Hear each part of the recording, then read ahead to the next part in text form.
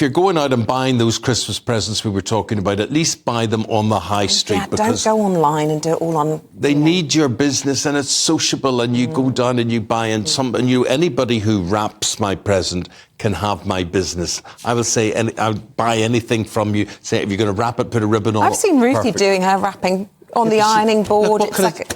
That's not me. That's not me. I know, but she'll do it for you, surely. I have to do all the wrapping in my house. She's not going to wrap stuff that I'm buying for her, whatever it is. Why do you come up with these theories for? What? I'm sure she does all the wrapping for your kids' presents and things. I have to do all the wrapping in the house. I've got to do my presents for my people who I have. Meanwhile, she's on an ironing board. Why is she on the ironing? Because you need the space, and then you can have all your gadgets, you can have your ribbon laid out and your sellotape. It's quite the thing Ruthie does. Check out her social. Ridiculous amount of presents, ridiculous. Very generous. No wonder we have no money.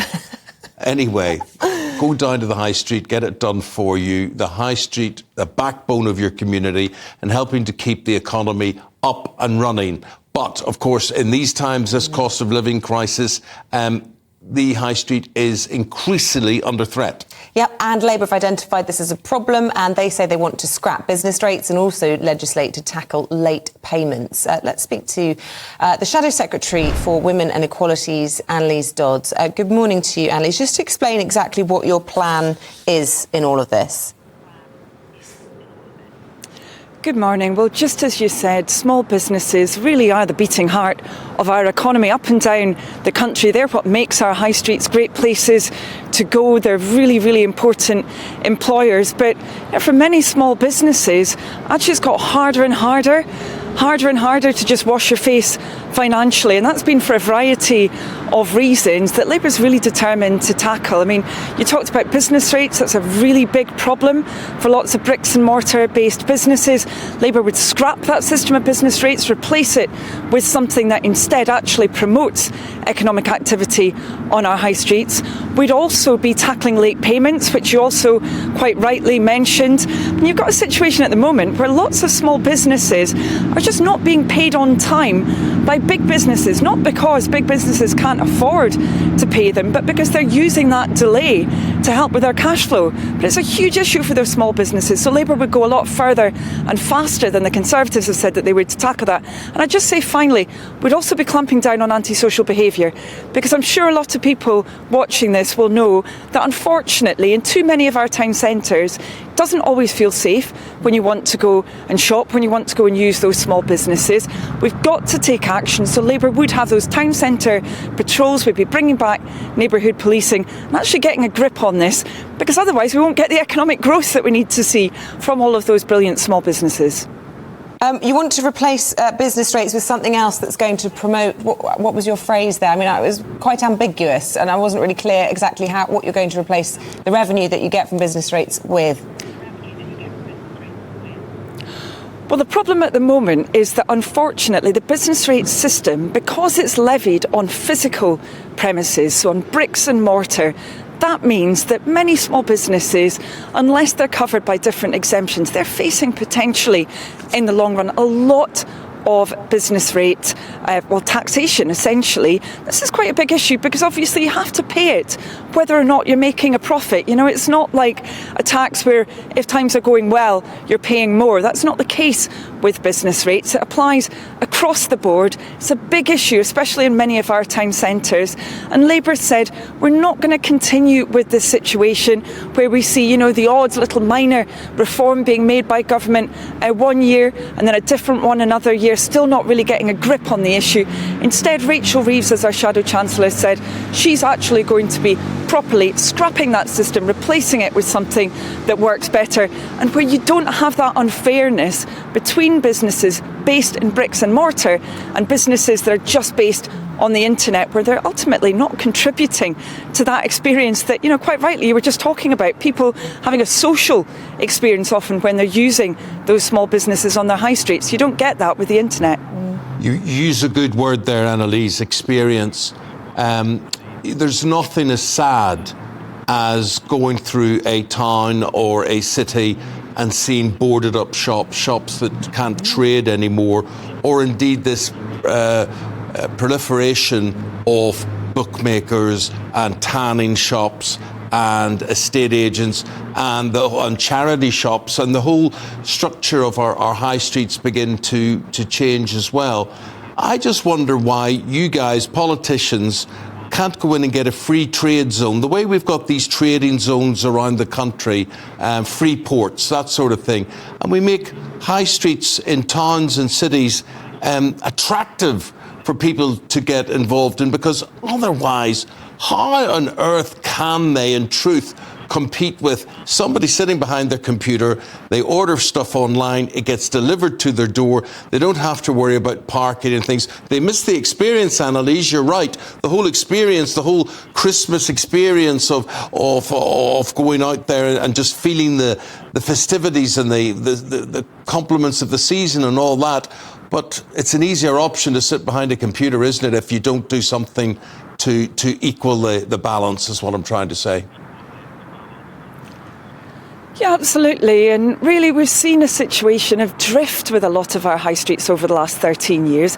We've not seen that grip to actually focus on them as motors of local economies. You know, I often find if I travel around the country, which I do a lot, that if I go to an area where the high street does have those boarded up shops, you know, that's the kind of canary in the coal mine a lot of the time. And of course, we've seen living standards across our country actually going backwards within the UK. So it's a reflection of those developments. But, you know, Labour's been clear, we will get a grip on these issues. You know, we have set out that plan for small business. We're really serious about this.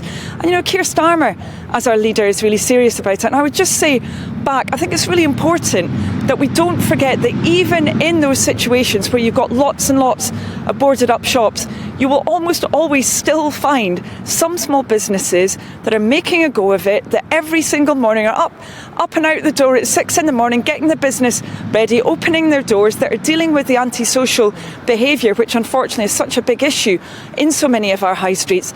They're always going in to try and keep those high streets alive. And, you know, Keir Starmer, in his conference speech to the Labour conference, he said, yes, he sees those shuttered up shops, but he also sees that people are working so hard to try and run their businesses every day and to keep the high streets alive. And I think he's quite right. Just on the issue of business and just tying it into our top story, we've been talking about the rows within the Tory party about how to deal with the sort of unacceptably high net migration levels. I know that Labour wants to ban this 20% rule where foreigners are effectively paid less.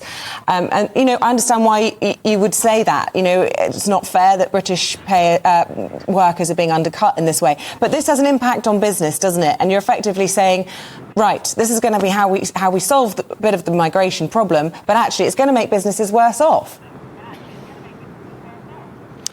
Well, actually, what we really need to do is get a grip on the drivers of this situation, because underneath all of those figures that we've seen over recent days has been an absolutely enormous increase in work visas. So, you know, we've seen it's over a 50% increase in work visas, a 156% increase in health and social care visas. You know, these numbers have been going up so substantially, because I'm afraid there's been a huge failure when it comes to skills policy, when it comes to workforce planning as well. That's just not happened under Conservative governments. And Labour's really clear, we would be working with businesses so that we had that proper UK skills strategy, you know, set out a lot of different policies in that area.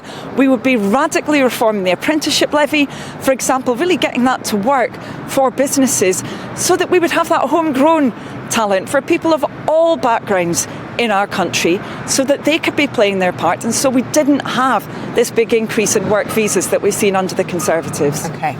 Anneliese, there's a list in the papers today about the worst Christmas gifts that people have ever received. I don't know if anything springs to mind, but I'll help you here. 22% of people say they are gifted toilet rolls at Christmas. Very useful, but maybe not the most desirable thing. People talk here about hair removal cream, a mop and a bucket, a can of WD-40. Re-gifted stuff doesn't go down well as well. Vouchers that are expired. I don't know the point of that, but have you ever had anything that's been horrible or that you've given and you think, this doesn't work, I'll not go down this road again? Yeah, I mean, it's funny that you mentioned toilet paper. Novelty, in inverted commas, toilet paper seemed to be quite a thing a few years ago, didn't it? With different messages written on it, which was an interesting one. Tell us what the messages were.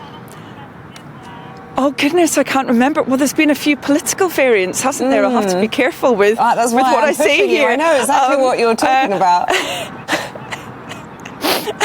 But I think also I have received pairs of tights. Now that's I want to hear more about the toilet paper you've been gifted. But it's a little bit.